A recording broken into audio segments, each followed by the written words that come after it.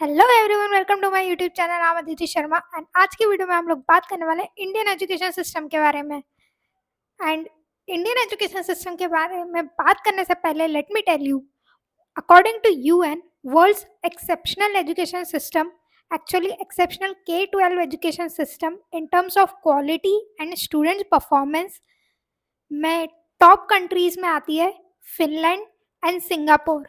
And countries की अगर आपको रैंक जाननी हो in terms of education and that too recent ranks, that means 2026 की रैंक्स, तो टॉप पे आती है साउथ कोरिया की एजुकेशन सिस्टम, नंबर 2 पे आता है Japan, number 3 is Denmark, 8th Finland, 9th Norway, 12th France and India का नंबर आता है 101 पर।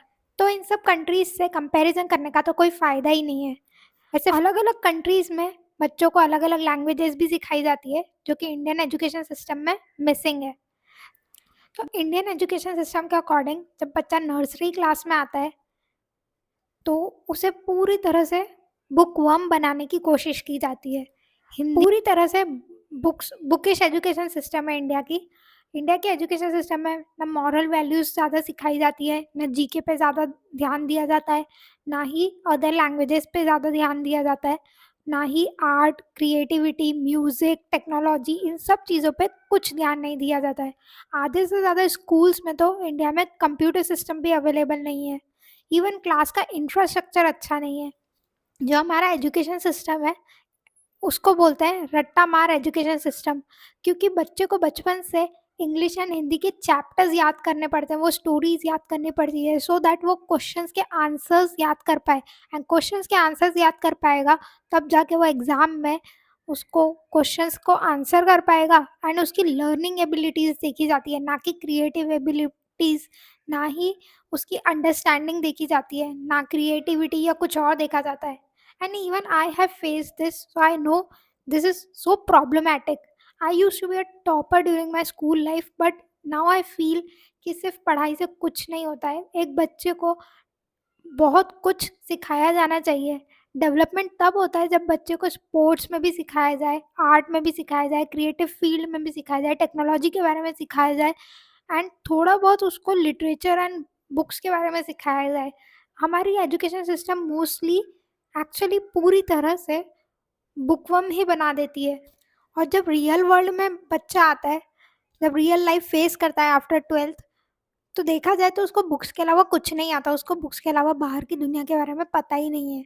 जहाँ दूसरी countries moral values, communication, speaking skills, presentations, इन सब पे भी फोकस करती है, वहाँ पे हमारी एजुकेशन सिस्टम इन सब चीज़ों पे बिल्कुल फोकस नहीं करती है। बच्चे को एक जॉब के लिए प्रिपेयर किया जाता है from nursery to 12th and even in colleges, but in actual में देखा जाए तो इन सब के इतना पढ़ने के बाद भी, इतनी मेहनत करने के बाद भी, रात रात भर जागने के बाद भी एक स्टूडेंट की जॉब नहीं लगती है। There are handful of people who get job, that's why there is so much of unemployment in India. अगर आप लोग ध्यान से सोचो तो आपको पता चलेगा कि जो हमारा सिलेबस है वो सबके लिए बिल्कुल सिमिलर है। हिंदी इंग्लिश में हमको चैप्टर्स याद करने होते हैं, पोएट्री याद करनी होती है एंड उसके बेसिस पे जो क्वेश्चंस होते हैं, जो चैप्टर्स के पीछे मतलब एनसीईआरटी के पीछे जो क्वेश्चंस होते हैं उनके आंसर्स याद करने होते हैं सो दैट हम लोग एग्ज़ाम पास कर पाएँ। जो व्याकरण या ग्रामर होती है उस पे बहुत कम ध्यान दिया जाता है। वहीं पे हिंदी इंग्लिश के अलावा आजकल थोड़े बहुत स्कूल्स में फ्रेंच लैंग्वेज भी सिखाई जाती है, लेकिन बाकी लैंग्वेजेस पर इतना फोकस नहीं किया जाता है। मैथ्स में देखा जाए तो एक बच्चा कितने डिफ़िकल्ट प्रॉब्लम्स ईज़िली सॉल्व कर पा रहा है, उस बात पे ज़्यादा फ़ोकस किया जाता है, ना कि ये कि उसकी थिंकिंग एबिलिटी क्या है, क्रिटिकल थिंकिंग क्या है। और देखा जाए तो उतना जो पूरा मैथ्स हम लोगों ने पढ़ा, maths used to be my favourite subject, but still I would say कि जितना पूरा मैथ्स पढ़ा, वो रियल लाइफ़ में कहीं काम ही नहीं आता है। बहुत कम ऐसी मैथ्स है जो रियल लाइफ़ में काम आती है और अलग-अलग फ़ील्ड वालों को अलग-अलग मैथ्स काम आती है। बट हमारा एजुकेशन सिस्टम ऐसा है कि हमको हर चीज़ बच्चे को आनी चाहिए, उस बात पे ज़्यादा मेन फ़ोकस किया जाता है। But in actual life is much beyond all these things जो हमको नहीं सिखाया जाता है।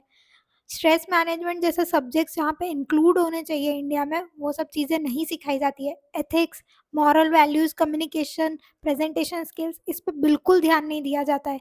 एक बच्चे को स्पोर्ट्स में भी थोड़ा बहुत इंटरेस्ट आना चाहिए, बट स्पोर्ट्स में अगर बच्चा जाने की कोशिश करे तो माना जाता है कि बच्चा बिगड़ रहा है। अगर बच्चा आर्टिस्टिक है, उसकी क्रिएटिविटी अच्छी है, तो उसको उस फील्ड में भी जाने से रोका जाता है। साइंस भी देखा जाए तो काफ़ी ज़्यादा थियोरेटिकली हमें पढ़ाई जाती है, प्रैक्टिकली हमको नहीं पढ़ाई जाती है।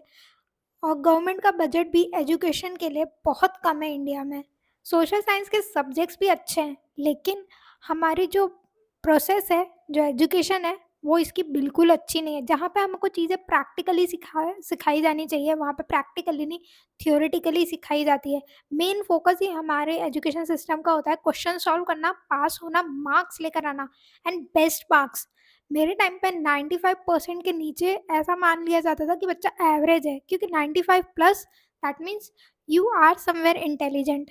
अगर आपको आईआईटी आईआईएम में जाना हो and you are from general category, तो आपको 99.99 परसेंटाइल लाना है, तब जाके आपको चांसेस मिलेंगे कि आपको अच्छे कॉलेजेस से कॉल आ रहे हो। इसीलिए इंडिया का हर स्टूडेंट, हर बच्चा, या फिर पढ़ाई पूरी करने के बाद हर कोई ये सोचता है कि इंडिया से बाहर जाके मैं लाइफ जीऊँ, क्योंकि वहाँ पे बहुत बेटर लाइफ है। Infrastructure, air quality, no competition, it's all about your skills and it's all about how you are presenting yourself. तो एंड हमारे यहाँ पे ना फील्ड्स बहुत ही ज़्यादा लिमिटेड है। After 10th you just have four choices, either take PCM, PCB, commerce और humanities. और इसमें भी हम लोगों के जो सिस्टम है और माइंडसेट है, वो लोग ऐसे मानते हैं कि इफ़ बच्चा बहुत इंटेलिजेंट है तो उसको साइंस लेनी चाहिए, अगर बच्चा थोड़ा बहुत एवरेज है तो कॉमर्स में जाए, एंड अगर बच्चा पढ़ने में बिल्कुल भी अच्छा नहीं है या फिर उसको पढ़ाई में इंटरेस्ट नहीं है तो आर्ट्स ले ले, ये माना जाता है। और देखा जाए तो इतनी सारी फील्ड है हमारे पास, बट हम उसको उसका यूज़ ही नहीं करते हैं। मल्टीमीडिया, टेक्नोलॉजी, स्पोर्ट्स, जो हमारे सेंसेस है लाइक स्मेलिंग एंड टेस्टिंग, उन सब के भी अच्छे अच्छे फील्ड्स होते हैं मार्केट में, लेकिन उन सब चीज़ों पे कभी फोकस ही नहीं किया जाता है। कॉलेज में भी फील्ड्स बहुत ही ज़्यादा लिमिटेड है, एंड उसमें भी स्टूडेंट्स को मार्क्स के अकॉर्डिंग उनको स्ट्रीम दी जाती है, चाहे फिर वो साइंस हो चाहे कॉमर्स हो। और मार्क्स क्या, रिजर्वेशन सिस्टम भी इसमें बहुत इंपॉर्टेंट रोल प्ले करता है इंडिया में। उसके बेसिस पे फील्ड होती है, उसके बेसिस पे बच्चे का करियर बनता है, और बच्चा जो एक्चुअली करना चाहता था, जो उसकी हॉबीज़ थी, जो उसमें पैशन था, जो उसमें एक्चुअली इंटरेस्ट था, जिसके लिए वो बना हुआ था, वो सब कहीं ना कहीं इतने सालों में मर जाता है। तो देखा जाए तो काफ़ी ज़्यादा जो बड़े-बड़े यूट्यूबर्स हैं, एक्सपीरियंस्ड पर्सन्स हैं, हर कोई सही बोलता है कि Indian education system is not that up to the mark. वैसे मैंने इंडिया को दूसरी चीज़ों में भी बाकी विश्व गुरु से कंपेयर किया है, जो आपको इस वीडियो में मिल सकता है, तो ये वीडियो भी जाके चेकआउट ज़रूर करना। और वीडियो पसंद आया और आपके क्या व्यूज़ हैं तो वो मेरे को कमेंट सेक्शन में ज़रूर बताना। Until next time, goodbye, take care, stay curious, stay safe.